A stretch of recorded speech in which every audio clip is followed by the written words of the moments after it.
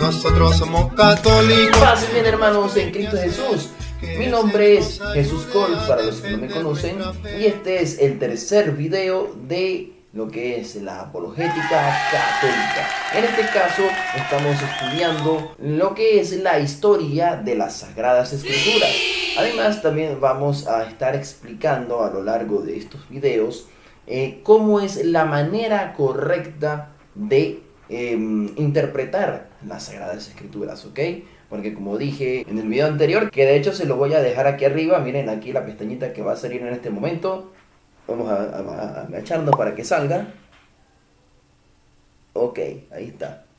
Y en el video anterior pues estábamos explicando lo que son las divisiones de las Sagradas Escrituras, que comprenden tanto el Antiguo como el Nuevo Testamento. Es decir, con los libros históricos, los libros sapiensales o didácticos y los libros proféticos. También explicamos más o menos lo que es la diferencia entre la Biblia católica, el canon de Alejandrino, y la Biblia protestante, que es el canon palestino, ¿ok? Así que estábamos también explicando eso. También entramos un poquito en lo que es la numerología. Pero antes de empezar, también quiero darle gracias a todos ustedes, porque estos videos han sido compartidos por algunas personas. Y entonces, mil bendiciones para todos ustedes. Gracias enormemente, porque así cuando el conocimiento se extiende más y más y más, muchas personas entonces estarán más correctas al momento de saber cuál es la Iglesia de Cristo, cuál es la doctrina sana, sobre todo que más adelante vamos nosotros a estar explicando. Después de analizar lo que es la Sagrada Escritura, vamos a estar analizando lo que es la doctrina de la Iglesia Católica, ¿ok? Poco a poco vamos a estar lanzando ahí en el transcurso de los videos algunas doctrinas de la Iglesia Católica. Ahorita nos importa es precisamente entender lo que dice las Sagradas Escrituras, de dónde vienen las Sagradas Escrituras, que en el primer video, de hecho lo voy a dejar por aquí también, para que lo vean. Vamos a agacharnos, ok, aquí aparece la etiqueta. El primer video como tal, nosotros explicamos de dónde vienen las Sagradas Escrituras. Sabemos que las Sagradas Escrituras están escritas por hombres de hace miles de años, miles y miles de años, y ellos fueron inspirados por el Espíritu Santo, ¿ok?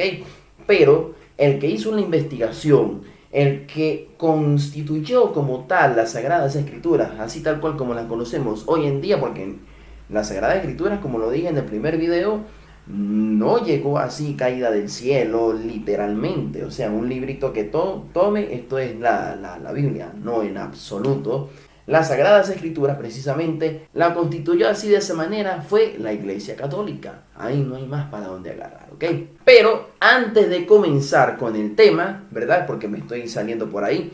Antes de comenzar con el tema, vamos a saludar a unas personas que por ahí, en un comentario que hice en la cuenta Facebook de Apologética Católica, que lo dejaré en la descripción del video, para que ustedes entren. Y si quieren, le dan un like, ya que pues en la cuenta como tal de Apologética Católica ya está full, ya está en límite. De hecho todavía hay muchas personas que están como en la cola de poder aceptar la solicitud de amistad. Por eso nosotros hicimos la página de Apologética Católica, para que lo sigan y así ustedes estén al tanto de todo lo que se esté publicando.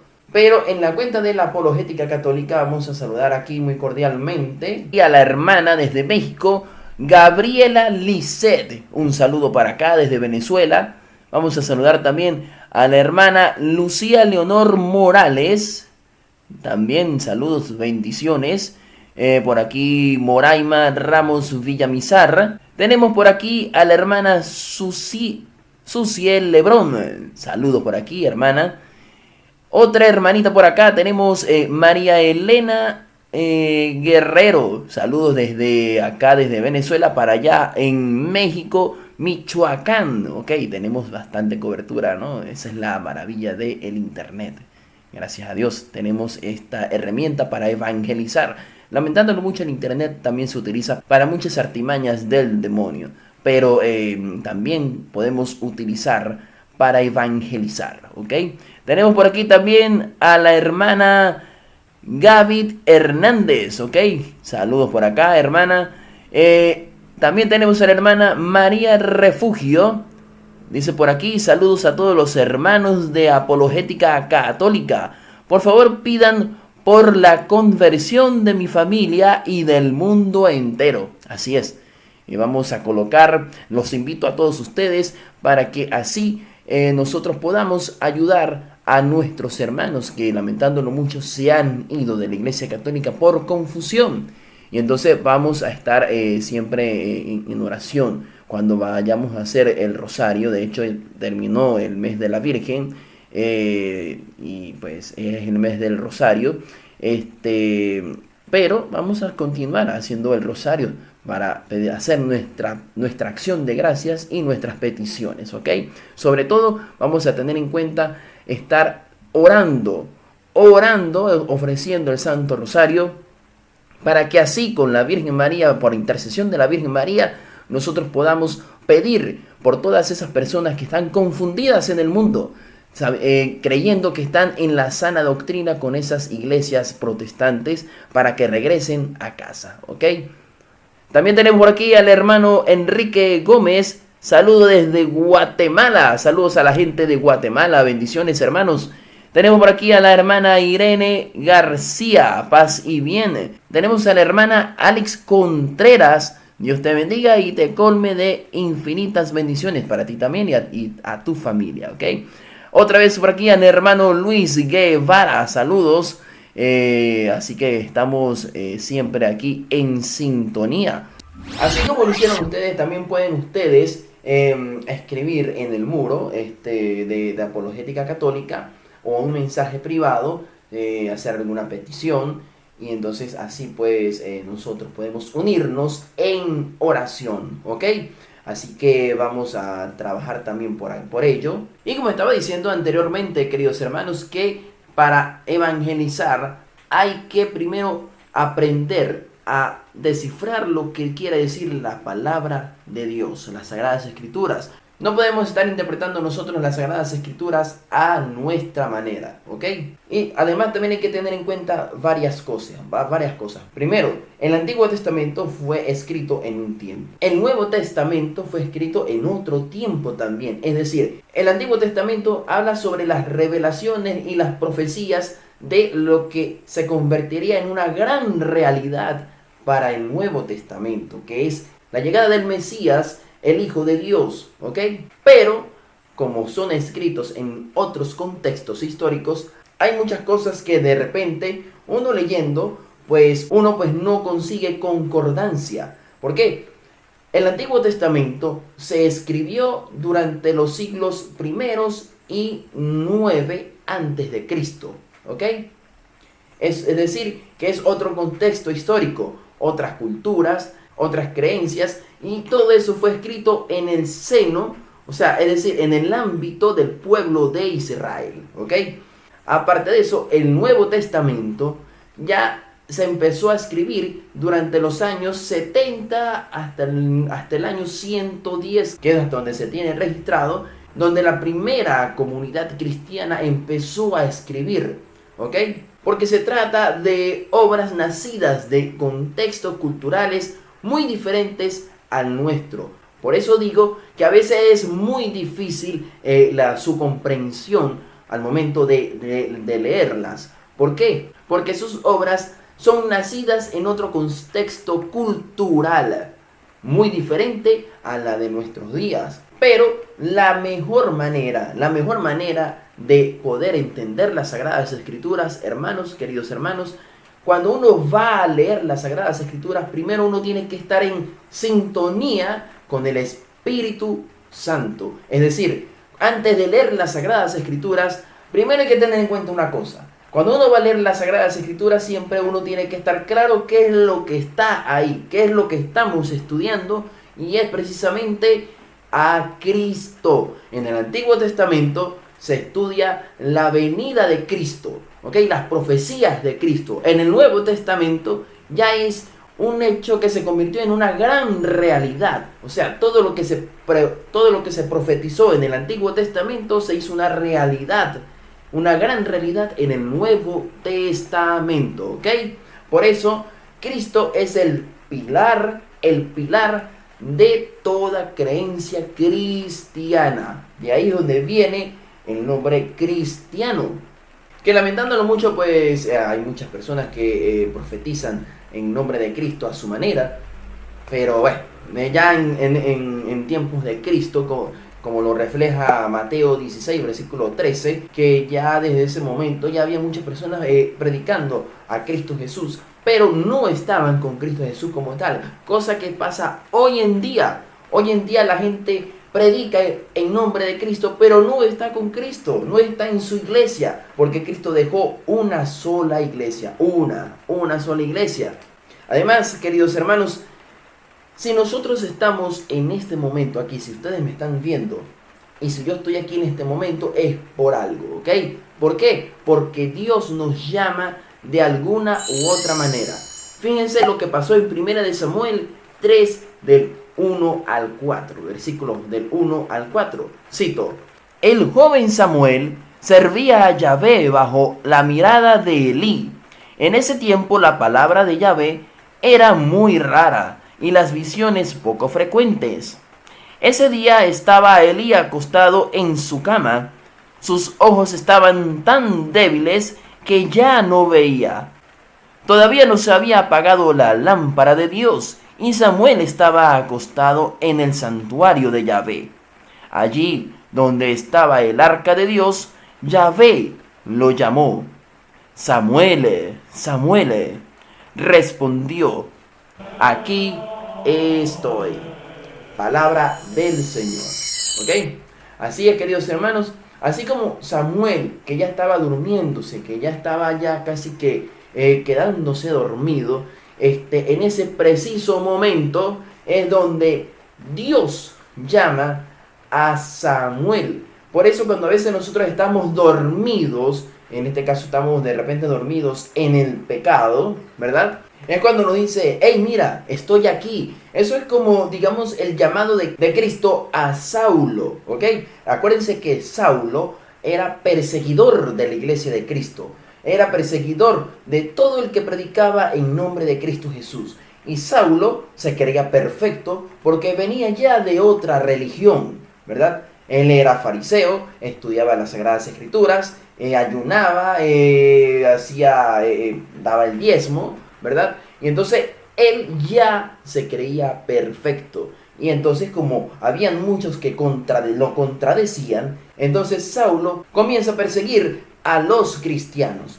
Pero de camino a Damasco, cuando tuvo su encuentro con Cristo, fue tanto el resplandor que emanó de la presencia del Señor, ¿verdad? De Cristo, que Saulo se quedó perplejo, se quedó ciego, tenía los ojos abiertos, pero no veía. Entonces, era peor aún, tenía los ojos abiertos, pero no veía nada. Cosa contraria a Samuel, que Samuel se estaba quedando dormido, ¿verdad? Y fue cuando Dios lo llama.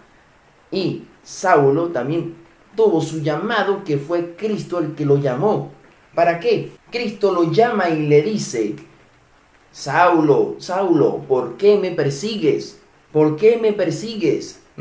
Entonces es ahí cuando Saulo comienza su conversión. Y entonces se va, y entonces Cristo le dice que ve a la ciudad a recibir instrucciones. ¿Instrucciones de quién? De los apóstoles. Es ahí también donde chocamos con los evangélicos, que dice que Saulo ya sabía, y Saulo fue a la ciudad, estuvo con los apóstoles, pero no a recibir doctrina de los apóstoles, sino que ya él ya sabía, y entonces se fue, ¿no? A predicar a su manera. Así es como lo dicen los evangélicos, cosa que no es cierto, porque Saulo estuvo ahí, que ya no se llamaba Saulo, sino se llamaba Pablo, el apóstol Pablo, ¿ok? Así que cuando tuvo su aprobación con los apóstoles, fue a predicar y perseguía, pero ya no perseguía a los cristianos para matarlos, sino perseguía a los paganos, a los que no creían en Dios, a los que no creían en Cristo, para que se convirtieran en Cristo. ¿Ve? Por eso quería comenzar, queridos hermanos, esta clase con ese versículo de primera de Samuel, 3 versículos del 1 al 4. Porque como dije, no es casualidad que tú estés aquí y que yo esté aquí dando explicación de las Sagradas Escrituras, ¿ok? ¿Por qué? Porque así Cristo le dijo a sus apóstoles: vayan, prediquen el Evangelio en nombre del Padre, del Hijo y Espíritu Santo. Claro, yo no tengo autoridad para estar bautizando a nadie, ¿no? Esa autoridad es precisamente de los sacerdotes de nuestra iglesia, porque son los llamados por el Espíritu Santo, por Cristo, para que prediquen también el Evangelio y nosotros ser partícipes también de esa tarea, ayudando a nuestros sacerdotes. Ahora fíjense, desde el Concilio Vaticano II se emanó una constitución llamada Dei Verbum, que dice lo siguiente.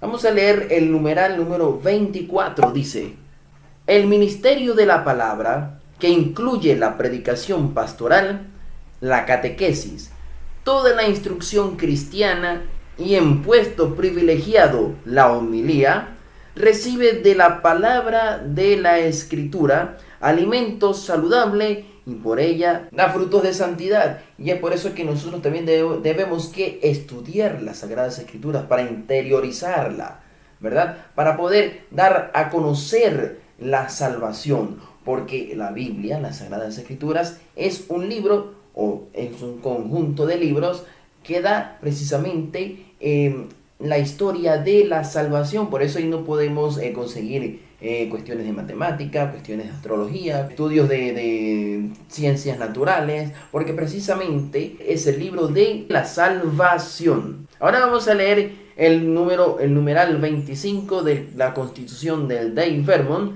que dice lo siguiente: por eso, todos los clérigos, especialmente los sacerdotes, y todos aquellos que, como los diáconos y catequistas, se dedican de manera legítima al ministerio de la palabra, han de leer asiduamente y estudiar con atención la Escritura, para no volverse predicadores vacíos de la palabra, que no la escuchan por dentro. Más claro, pues imposible. Por eso es que a mí pues me da risa cuando los evangélicos nos atacan a nosotros los católicos, diciendo que somos paganos, que no conocemos a Cristo, que no conocemos a Dios, que tenemos otros dioses. Y pare usted de contar. Por eso nosotros tenemos que estudiar las Sagradas Escrituras asiduamente, así como lo dice el Concilio de Vaticano II de la Constitución del Dei Verbum, asiduamente. ¿Para qué? ¿Para qué? Para poder llevar con autoridad la palabra de el Señor. Ahora vamos a ver aquí lo que dice el libro del Yucat, ¿verdad? Que es que está aquí, el Catecismo Joven de la Iglesia Católica. Dice lo siguiente: la Sagrada Escritura se lee correctamente en actitud orante, es decir, con la ayuda del Espíritu Santo, bajo cuya influencia se ha formado. Es palabra de Dios y contiene la comunicación decisiva de Dios para nosotros. La Biblia es como una larga carta de Dios a cada uno de nosotros. Por eso debe acoger la Sagrada Escritura con gran amor y reverencia. En primer lugar, se trata de leer realmente la palabra de Dios, es decir, no de escoger detalles y dejar de lado el conjunto. El conjunto debo interpretarlo desde su corazón y misterio, Jesucristo, de quien habla toda la Biblia, también el Antiguo Testamento. Por tanto, debo leer las Sagradas Escrituras de la misma fe viva de la Iglesia, de la cual han nacido. Además, queridos hermanos, como estaba diciendo anteriormente, para leer las Sagradas Escrituras, primero uno tiene que estar en una sintonía con el Espíritu Santo. Pedirle al Espíritu Santo que nos dé sabiduría, entendimiento, para que así podamos entender sanamente las Sagradas Escrituras, ¿ok? Pero también hay que tener en cuenta que las Sagradas Escrituras se interpreta de una manera literal y de una manera espiritual. La manera literal son aquellos hechos históricos del pasado y por eso hay que tener en cuenta en la época que se escribió dicho evento. Además, también tenemos que tener en claro que las Sagradas Escrituras no se puede leer ni interpretar palabra por palabra, cosa que hacen muchos hermanos separados. ¿Y por qué no se puede interpretar palabra por palabra, queridos hermanos? Así literalmente, como se dice. Fíjense lo que dice Mateo 5, versículo 29. Por eso, si tu ojo derecho te está haciendo caer, sácatelo y tíralo lejos, porque más te conviene perder una parte de tu cuerpo y no que todo tu cuerpo sea arrojado al infierno. Por eso que digo, queridos hermanos, que la palabra de Dios no se puede interpretar toda, línea por línea, de una manera tan literalmente, porque si fuera así, entonces ninguno tuviera ojos. Todo el mundo fuera ciego. A veces Cristo utilizaba una manera particular de expresarse y esa manera se llama hipérbole, ¿ok? ¿Qué quiere decir hipérbole? Hipérbole quiere decir una manera exagerada de hablar en algunas cosas. De hecho, él utilizó muchas parábolas. Pero ustedes dirán entonces, ¿qué quiere decir ese versículo de Mateo 5, versículo 29? Sencillamente, Jesús estaba expresando la necesidad de sacrificar algo valioso para nosotros. Eso es lo que Cristo quiere decir en ese versículo. Por eso hay dos maneras de leerlo, que es literal y espiritualmente, que es lo que vamos a explicar en este momento. A ver, hermanos, el sentido espiritual se divide en tres secciones, en alegórico, moral y anagógico. Esas son las tres características del sentido espiritual. Ejemplo, en Juan 1:29, cuando Juan el Bautista compara a Jesús como el Cordero de Dios, lo compara con un cordero. De hecho, el que también bautizó a Jesucristo como Cordero de Dios fue Juan el Bautista. De hecho, vamos a leer ese pasaje bíblico que es Juan 1, versículo 29. Dice lo siguiente: al día siguiente Juan vio a Jesús que venía a su encuentro y exclamó: ahí viene el Cordero de Dios, el que carga con el pecado del mundo. Y las tres formas que estaba diciendo anteriormente sobre la interpretación alegórica, moral y anagógica. ¿Qué quiere decir el sentido alegórico? El sentido alegórico quiere decir que de qué manera se refiere a Cristo, el modo alegórico. 2. El sentido moral, es decir, de qué manera se refiere un texto a nuestras acciones. Y el sentido anagógico quiere decir de qué manera se define el texto a nuestro destino, ¿ok? Es decir, que el versículo de Juan 1:29 quiere decir que es un sentido alegórico. ¿Por qué? Porque estaba comparando a Jesucristo con un cordero. Por eso, queridos hermanos, es que hago siempre énfasis en que no se puede interpretar la Biblia, las Sagradas Escrituras, a nuestro modo de ver las cosas. Así, digamos, como que fuera de lo que enseña la Iglesia Católica. No, para nada. ¿Por qué? Fíjense lo que dice 2 de Pedro 1, versículo 20. Dice lo siguiente: sépanlo bien, ninguna profecía de la Escritura puede ser interpretada por cuenta propia. Yo no lo estoy diciendo, lo dice Pedro en su segunda carta. Así que ¿por qué tenemos que contradecir lo que dice las Sagradas Escrituras? Si los evangélicos, si los hermanos separados dicen ser muy bíblicos, que dentro de la Biblia todo, fuera de la Biblia nada, ¿por qué entonces hacen eso? ¿Por qué hacen lo contrario? Ellos están haciendo lo contrario que dice Pedro, vuelvo a repetir, 2 de Pedro 1, versículo 20. Además, vamos a citar este versículo de Proverbios 4:2. Dice lo siguiente: no añadirás nada a lo que yo te mando, y no le quitarás nada, sino que guardarás los mandamientos de Yahvé, tu Dios, tal como yo se los ordeno. Y lamentándolo mucho, eso es una de las cosas que han hecho los evangélicos. a lo largo de su historia, sobre todo con la Biblia Reina Valera, que hasta le colocaron un nombre a Dios, que es Jehová. Aparece precisamente en la traducción de la Reina Valera, esta que dice traducción del Nuevo Mundo de las Santas Escrituras. Más adelante vamos a estar hablando sobre el nombre verdadero de Dios, ¿ok?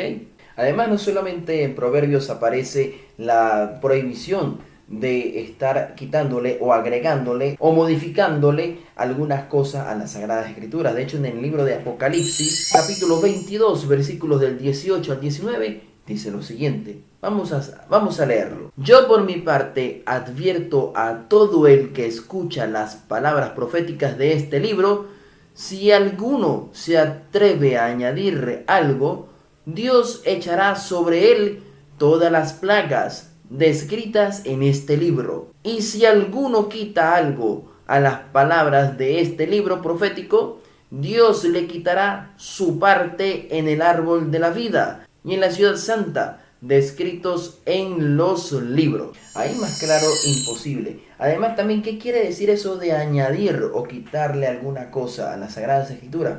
No solamente modificar las Sagradas Escrituras escribiendo, no, también su interpretación. Lamentándolo mucho, como les digo, hay muchas personas que quieren interpretar la Biblia a su manera, y cosas que no debe ser así, no debe ser así en absoluto, porque si no entonces pasa lo que está pasando hoy en día. Además recuerden que el diablo también tentó a Cristo en el desierto con las mismas Sagradas Escrituras, cosa que hoy en día también está pasando con su feligresía, con la iglesia de Cristo. Vienen lobos rapaces vestidos de oveja, confundiendo a las personas con falsas doctrinas, y entonces la persona, cuando no está bien formada en su fe, pues lamentándolo mucho, le creen y se van a esas iglesias. Además, ¿por qué estoy afirmando todo esto? Porque fíjense lo que dice 1 Timoteo 3, versículo 15. Siempre me gusta citar este versículo bíblico. Vamos a leerlo. Dice: pero si me demoro, para que sepas cómo debes portarte en la casa de Dios, que es la iglesia del Dios vivo, pilar y base de la verdad. Por eso, queridos hermanos, nosotros no podemos por nada del mundo estar interpretando la Biblia a su manera y después atacar a la iglesia de Cristo, a sus dirigentes. No, en absoluto, porque Cristo, como dice la Sagrada Escritura, solamente quería una sola iglesia, una sola iglesia. Y por eso el libro del Yucat dice lo siguiente, cito: la iglesia saca su vida y su fuerza de la Sagrada Escritura. Más claro no puede ser. Bueno, queridos hermanos, esto ha sido hasta este momento. Recordándoles que dale like, comparte con sus amistades. Si se pueden suscribir al canal, suscríbanse. Y así más personas están en sintonía con nosotros y estamos ayudándolos para que entiendan más las Sagradas Escrituras. Será hasta la próxima. Bendiciones. Católicos tenemos que ver qué hacer, que el Señor nos ayude a defender nuestra fe.